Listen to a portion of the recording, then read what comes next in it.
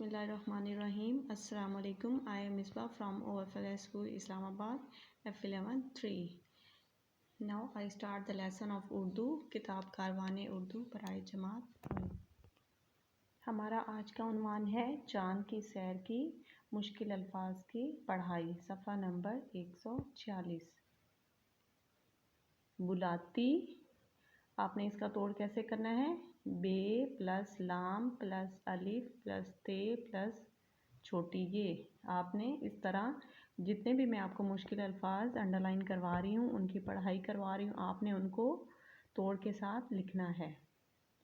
पूछता अंडरलाइन करें, देती, गर्मियों,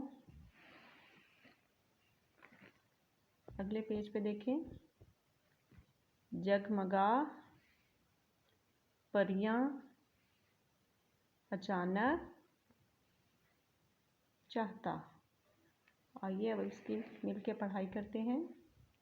बुलाती, पूछता, देती, गर्मियों, जगमगा, परियां, अचानक, चाहता। If parents have any help, you can contact on this number 031284478860.